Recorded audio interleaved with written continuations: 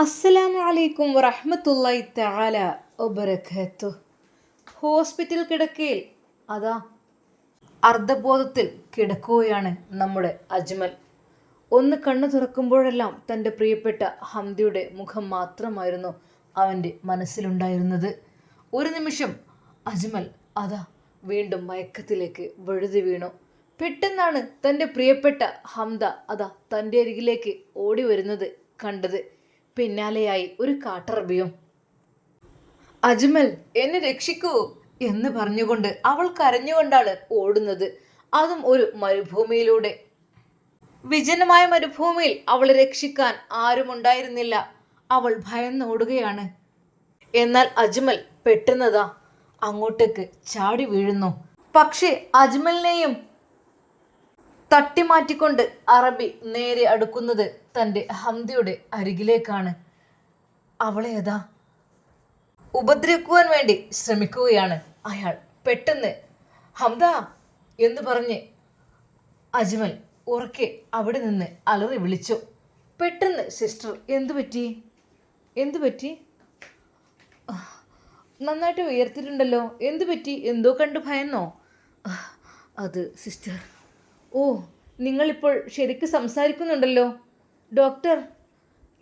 Clear ആയിട്ടുണ്ട് കേട്ടോ സംസാരമെല്ലാം. എനിക്ക് എൻ്റെ ഹംദയെ കാണണം. പെട്ടെന്ന് അവൻ എന്താ എഴുന്നേൽക്കുന്നു. എങ്ങോട്ടാണ് നിങ്ങൾ പോകുന്നത്? ഹംദാൻ നിങ്ങളുടെ പേര് തന്നെയല്ലേ, പിന്നെന്താ നിങ്ങൾ അങ്ങനെ പറയുന്നത്? ഞാൻ എവിടെയാണിപ്പോൾ? ഓ, അജ്മലിന് എന്തൊക്കെയോ ഓർമ്മ വരുന്നു. സിസ്റ്റർ, എനിക്ക് കുഴപ്പമൊന്നുമില്ല, എല്ലാം ക്ലിയർ ആയിട്ടുണ്ട്, ഒന്നുമില്ല. ഇപ്പോൾ എനിക്കെൻ്റെ ഹംദയെ രക്ഷിക്കണം. ഹേയ്, നിങ്ങളിപ്പോൾ ഈ രാത്രി ഹോസ്പിറ്റലിലാണ്.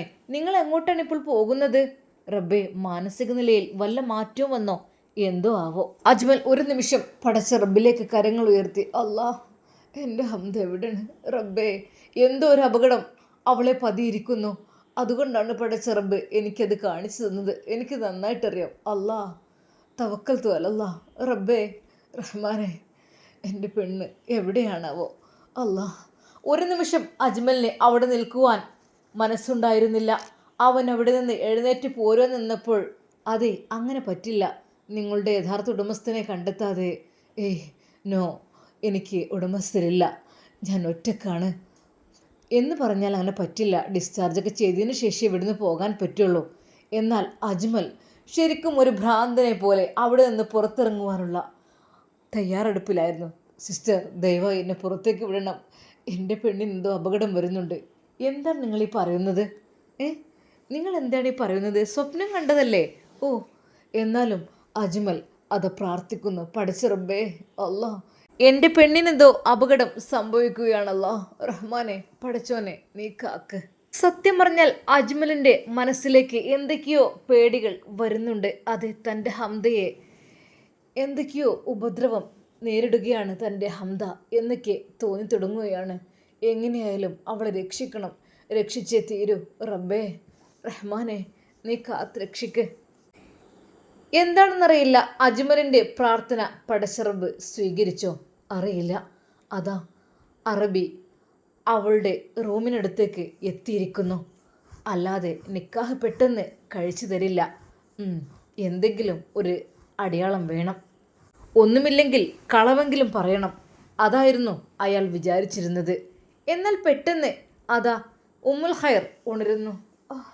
അർബ, അത് പിന്നെ. അവൾ ഉണർന്നു നോക്കി. ഇല്ല, തൻ്റെ അറബിയെ തൻ്റെ തൊട്ടടുത്തുള്ള തലയിണയിൽ അദ്ദേഹത്തെ കാണുന്നില്ല. ബെഡ് കാലിയായി കിടക്കുകയാണ്. അർബ, എന്തു പറ്റി? ബാത്റൂമിലെങ്ങാനും? എന്നാലും ഒരു ശബ്ദമില്ലാതെ. അവളാകെ ഭയന്നു പോയി. ഉമ്മുൽ ഖൈർ ലൈറ്റ് ഇട്ടു. ചുറ്റുഭാഗത്തുമായിട്ട് നോക്കി റൂമിൻ്റെ. ഇല്ല. അല്ലാ, അർബ, അദ്ദേഹം എവിടെ പോയി? അർബ. അവൾ പതുക്കെ വാതിൽ തുറന്നു നോക്കി. അതാ ഡൈനിങ് ഹാളിൻ്റെ അപ്പുറത്തുള്ള ഹംദ കിടക്കുന്ന റൂമിൻ്റെ വാതിൽക്കൽ ഒരു രൂപം മൂടി പുതച്ചുകൊണ്ട്. ഒരു നിമിഷം അവൾ പതുക്കെ അങ്ങോട്ട് ചെന്നു.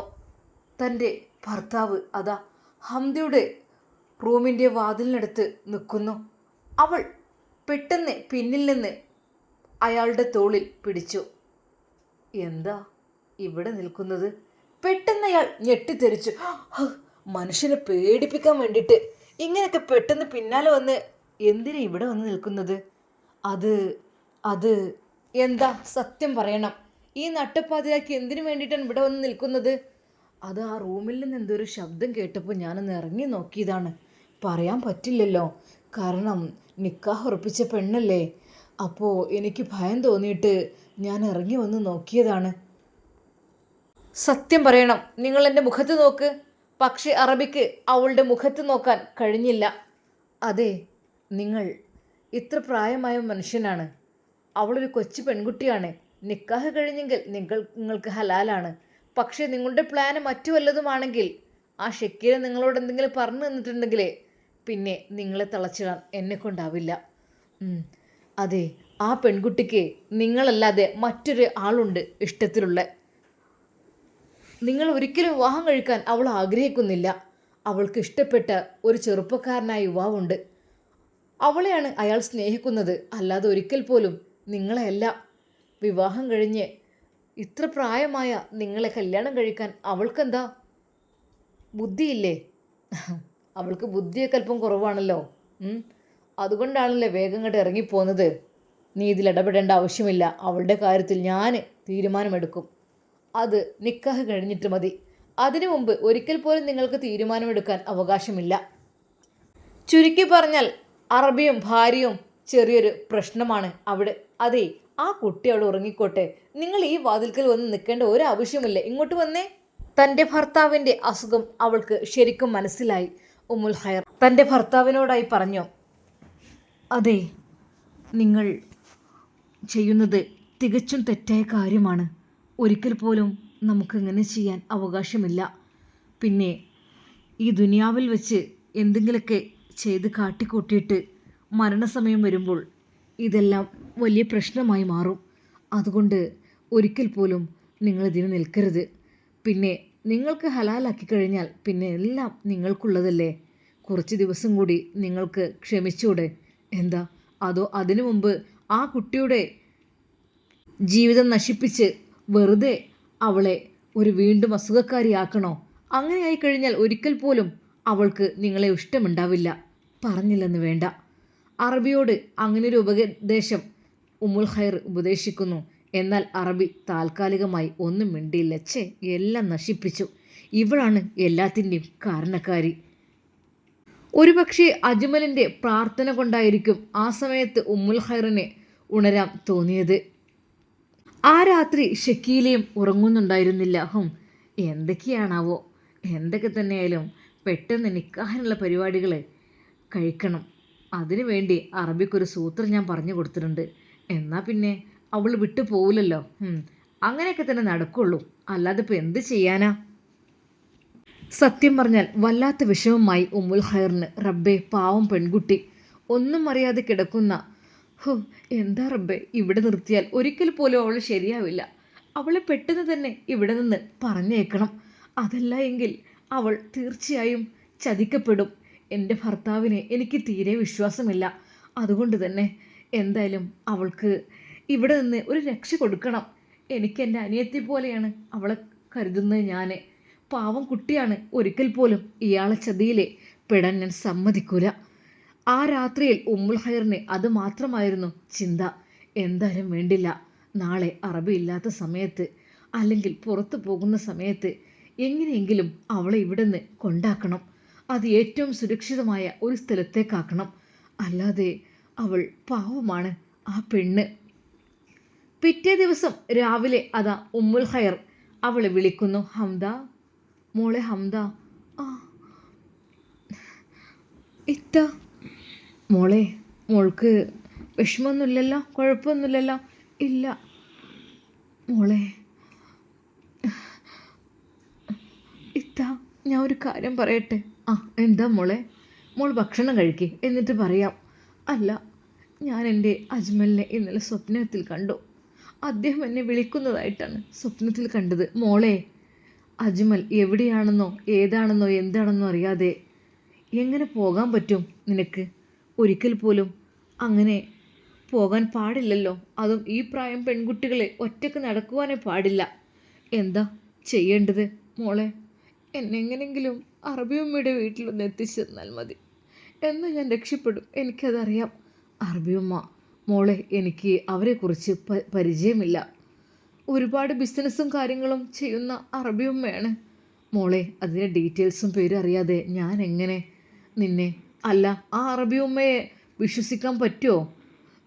തീർച്ചയായും എന്നെ കൊണ്ടുപോകാൻ വന്നതായിരുന്നു. പക്ഷേ എൻ്റെ മാതാപിതാക്കൾ അറിയുന്നതിന് മുമ്പായിട്ട് എന്നെ അങ്ങോട്ട് എത്തിക്കണം. എത്തിച്ചു തന്നാൽ ഞാൻ രക്ഷപ്പെട്ടു. അതല്ല എങ്കിൽ എന്നെ വീട്ടിലേക്ക് പിടിച്ചു കൊണ്ടുപോയി ഞാൻ തടങ്കലിൽ കഴിയേണ്ട അവസ്ഥയായിരിക്കും. അവൾ കരയുകയായിരുന്നു. മോളെ കരയണ്ട. സത്യം പറഞ്ഞാൽ അതാ ഉമ്മുൽ ഖൈർ അവൾക്ക് നല്ല രീതിയിൽ പ്രൊട്ടക്ഷൻ കൊടുത്തിരുന്നു. പക്ഷേ തൻ്റെ ഭർത്താവിൻ്റെ ആ ഒരു ദുർബുദ്ധി കൊണ്ട് എന്തെങ്കിലും അവൾക്ക് സംഭവിക്കും എന്ന് തന്നെ ഭയമായിരിക്കുന്നു. അന്ന് ഭർത്താവിന് ഭക്ഷണം കൊടുത്തുകൊണ്ടിരിക്കുമ്പോൾ ഉമ്മുൽ ഖൈർ പറഞ്ഞു, നിങ്ങൾ കുറച്ചൊക്കെ ഒരു മാന്യത പാലിക്കണം. നിങ്ങൾ നിങ്ങളുടെ വില ഒരിക്കലും കളയരുത്. എന്താ നീ പറയുന്നത്? അതെ, തികച്ചും തെറ്റായ രീതിയിലുള്ള പ്രവർത്തനങ്ങളാണ് നിങ്ങൾ ഇവിടെ നടത്തുവാൻ വേണ്ടി നിൽക്കുന്നത്. പക്ഷേ പടച്ചറബിൻ്റെ കാരുണ്യം കൊണ്ട് എനിക്കത് അറിയാൻ കഴിഞ്ഞു. പിന്നെ ഇത്രക്ക് മോശമായ രീതിയിൽ നിങ്ങൾ ഇത്രക്ക് മോശപ്പെട്ട ഒരാളായി മാറരുത്. എന്തിനു നന്ന് ആ കുട്ടി എങ്ങാനും ഉണർന്നു വന്നിട്ടുണ്ടെങ്കിൽ എന്തിനു നന്ന്? നിങ്ങളെക്കുറിച്ച് ഉള്ള മതിപ്പ് തന്നെ ഇല്ലാതാവൂലേ? ഇനി നീയായിട്ടത് പറഞ്ഞ് പരത്തണ്ട.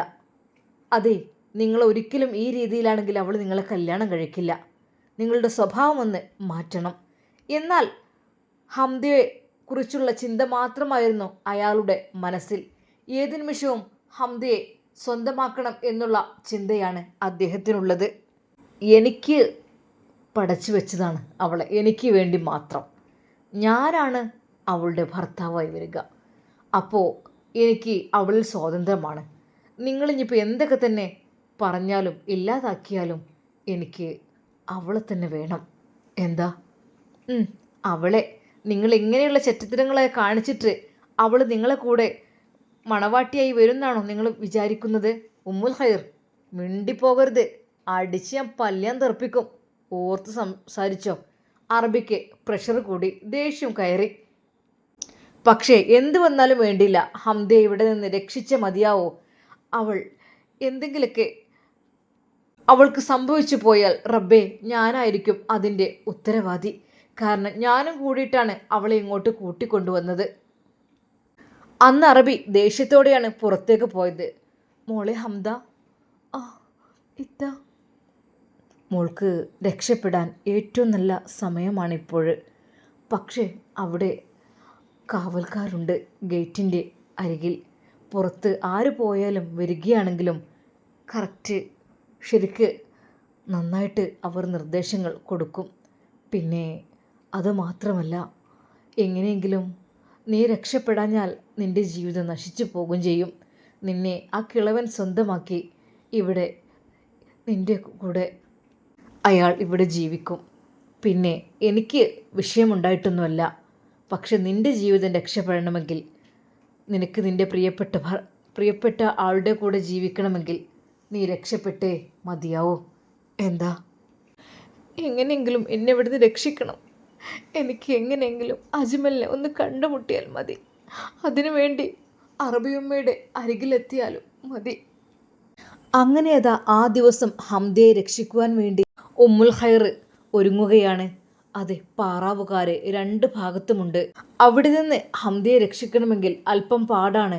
അല്ലെങ്കിൽ പിന്നെ ഒന്ന് മയങ്ങണം അവർ. ഒന്ന് മയങ്ങിക്കഴിഞ്ഞാൽ അതിനിടയിലൂടെ അവളെ അങ്ങ് പറഞ്ഞേക്കാം. പക്ഷേ ഞാൻ പോകുന്നത് അവർ കാണും. അങ്ങനെയായാൽ എന്തു ചെയ്യും? എങ്ങോട്ടാണെന്ന് ചോദിച്ചാൽ എന്തു ചെയ്യും? അവർ പെട്ടെന്ന് തന്നെ ശബ്ദമുണ്ടാക്കും, അതുറപ്പാണ്. പിന്നെ ബഹളമായി കൂടുതലായി എൻ്റെ ഭർത്താവിൻ്റെ ആ ഒരു ചോദ്യം ചെയ്യലും കാര്യങ്ങളും എല്ലാം കൂടിയാകുമ്പോൾ അതും ബുദ്ധിമുട്ട്. എന്തു ചെയ്യും? എനിക്കിവിടുന്ന് പുറത്തിറങ്ങാൻ പറ്റുമെന്ന് തോന്നുന്നില്ല. എന്തായാലും സംശയിക്കും. അപ്പോൾ അറിയാത്ത രീതിയിൽ എന്തു ചെയ്യും? ആകെ അവൾക്ക് കൺഫ്യൂഷൻ ആവുകയാണ്. ഹംദയെ ഇവിടുന്ന് പുറത്ത് കിടക്കണം. കടത്തുവാൻ വേണ്ടി എന്തു ചെയ്യും? പാറാവുകാരുടെ കണ്ണ് വെട്ടിക്കണം. പെട്ടെന്നാണ് അവർ അത് ഓർത്തത്. അതെ, ഈത്തപ്പഴം കൊണ്ടുപോകാൻ വേണ്ടി ഒരു വണ്ടി വരും. ആ വണ്ടിയിൽ ഈത്തപ്പഴച്ചാക്കുകൾ വെക്കുന്ന കൂട്ടത്തിൽ അവളെ അങ്ങ് കയറ്റിവിട്ടാലോ? ഒരു പക്ഷേ ആ ഡ്രൈവറോട് എന്തെങ്കിലും പറഞ്ഞ് ഒരു പാരിതോഷികം കൊടുത്താലും വേണ്ടിയില്ല. തൽക്കാലം ആരും അറിയാൻ പാടില്ല. ഹംദയോട് ചോദിച്ചു നോക്കട്ടെ. മോളെ ഹംദ, മോൾക്ക് ഇവിടെ നിന്ന് പെട്ടെന്ന് പുറത്തേക്ക് പോകാൻ ആഗ്രഹമുണ്ടോ? സത്യമായിട്ടും എൻ്റെ പിതാവും എൻ്റെ എളാമയും എന്നെ കാണുന്നതിന് മുമ്പ് എനിക്കിവിടെ നിന്ന് രക്ഷപ്പെടണം. ഒരിക്കൽ പോലും അവരെന്നെ കാണരുത്. കണ്ടാൽ എന്നെ പിടിച്ചു കൊണ്ടുപോകും, അല്ലെങ്കിൽ അറബിയെ കൊണ്ട് കല്യാണം കഴിപ്പിക്കും. എനിക്കിവിടെ നിന്ന് എങ്ങനെയെങ്കിലും ഒന്ന് രക്ഷപ്പെട്ടാൽ മതി. മോളെ, ഈത്തപ്പഴം കൊണ്ടുപോകാൻ വേണ്ടിയിട്ട് ഒരു വലിയ വണ്ടി വരും. പിന്നെ നീ അതിൽ പതുക്കെ അങ്ങ് കയറി പറ്റുമോ? പറ്റിയാൽ ഒരു പക്ഷെ നിനക്കിവിടുത്തെ സിറ്റിയിൽ എത്തിച്ചേരാൻ കഴിയും. ഞാൻ നിൻ്റെ കൈകളിൽ അല്പം ക്യാഷും തരാം. നീ എങ്ങനെയെങ്കിലും രക്ഷപ്പെടണം. നിനക്ക് അറബി അറിയുന്നതല്ലേ? എങ്ങനെയെങ്കിലൊക്കെ രക്ഷപ്പെട്ട് കഴിഞ്ഞാൽ നിനക്ക് അവൾക്ക് ഹംദക്ക് ഭയം തോന്നുകയാണ്. റബ്ബേ, ഞാൻ എങ്ങോട്ട് പോകും? എനിക്കൊന്നും അറിയുന്നില്ല. അതെ, ഞാൻ ഡ്രൈവറോട് പറയാം. ഡ്രൈവറോട് പറഞ്ഞ് ഞാൻ പാരിതോഷികം നൽകിയിട്ട് ഞാൻ അവർക്കുള്ള കൂലിയൊക്കെ നൽകിയിട്ട് പറഞ്ഞേക്കാം. മോള് ധൈര്യത്തോടെ ഇരിക്കണം. വിജയം വേണമെന്നുണ്ടെങ്കിൽ ധൈര്യം വേണം. നിൻ്റെ പിതാവിൽ നിന്നും എളാമിൽ നിന്നും രക്ഷപ്പെടുവാൻ നീ ആഗ്രഹിക്കുന്നുവെങ്കിൽ ഇതേ വഴിയുള്ളൂ. അല്ലാതെ മോളെ, എനിക്കൊരിക്കൽ പോലും ഇവിടുന്ന് പുറത്തിറങ്ങാൻ കഴിയില്ല. അറബി അതിനെ സമ്മതിക്കില്ല. ഞാൻ ഇറങ്ങുന്നത് നിൻ്റെ കൂടെ കണ്ടാൽ തീർച്ചയായും അവരത് കാണും. അതുമാത്രമല്ല, പിന്നീട് നിന്നെ തീരെ പുറത്തേക്ക് കടക്കുവാൻ സമ്മതിക്കില്ല. തൽക്കാലം ഞാനും നീയും മാത്രം ഇതറിഞ്ഞാൽ മതി. ഞാൻ ഈത്തപ്പഴം കൊണ്ടുവരുന്ന ആളോട് കാര്യങ്ങളൊന്ന് പറയാം. പാകമായ ഈത്തപ്പഴങ്ങളെല്ലാം കയറ്റി കൊണ്ടുപോകുന്ന വണ്ടിയിൽ ഒന്നുകിൽ പിന്നിലിരിക്കണം, അല്ലെങ്കിൽ ഫ്രണ്ടിൽ. അത് വേണ്ട, ഫ്രണ്ടിൽ വേണ്ട. ആ ഈത്തപ്പഴച്ചാക്കിനിടയിൽ പതുക്കെ നീ ഒളിച്ചിരുന്നാൽ മതി. ആ ലഗേജ് ഇറക്കുന്ന ആ ഒരു സമയത്ത്, അല്ലെങ്കിൽ എവിടെയെങ്കിലും വാഹനം നിർത്തിക്കഴിഞ്ഞാൽ നീ അവിടെ ഇറങ്ങിക്കോണം. പിന്നെ ഞാൻ നിനക്കൊരു നമ്പർ തരും. എവിടെ നിന്നെങ്കിലും നിനക്ക് ഫോൺ വിളിക്കുവാൻ ഒരു ചാൻസ് കിട്ടുകയാണെങ്കിൽ നീ എന്നെ വിളിക്കണം. ഇൻഷാ അല്ലാ. അറബിച്ച് പറഞ്ഞു തന്ന ആ തന്ത്രങ്ങൾ ഹംദക്ക് ചെറിയൊരു പേടിയുണ്ട്. എങ്കിലും അവൾക്ക് അപ്പോൾ മനസ്സിന് ധൈര്യം കിട്ടുകയായിരുന്നു. അല്ലാതെ ഒരിക്കൽ പോലും ഒരാളുടെ അടിമയായി ജീവിക്കാൻ എനിക്കാവില്ല റബ്ബേ. ഈ പ്രായമായ അറബിയുടെ കൂടെ, അതും ഈ അറബിച്ചിയുടെ ഭർത്താവിൻ്റെ ഭാര്യയായിട്ട്, എനിക്കൊരിക്കലും ആഗ്രഹം പോലുമില്ല. റബ്ബേ, എന്തൊരു സ്വഭാവമാണ് ഇത്. അങ്ങനെ അറബിച്ച് ഈത്തപ്പഴ വണ്ടികൾ വരുന്നത് നോക്കി നിൽക്കുകയാണ്. തൻ്റെ വിശ്വസ്തനായ ഒരു ഡ്രൈവറുണ്ട്. എന്തെങ്കിലും ആവശ്യങ്ങളൊക്കെ ഉണ്ടെങ്കിൽ ഞാൻ അദ്ദേഹത്തെ ഏൽപ്പിക്കാറുമുണ്ട്. അങ്ങനെ ആ ഡ്രൈവർ വരുന്നതും കാത്തിരിക്കുകയാണ്. അതാ ഉമ്മുൽ ഖൈർ. അങ്ങനെ അറബിച്ച് അയാളെ കാത്തു നിൽക്കുന്നു. എത്രയായിട്ടും അവൻ വരുന്നില്ല. പഠിച്ചോനെ, ഇന്നിപ്പോൾ എന്താ അവൻ ലീവാണോ? മറ്റു പലരും വന്ന് വാഹനങ്ങളെല്ലാം ഫില്ല് ചെയ്ത് പോയി. പക്ഷെ ഷാമിൽ മാത്രം വന്നില്ല.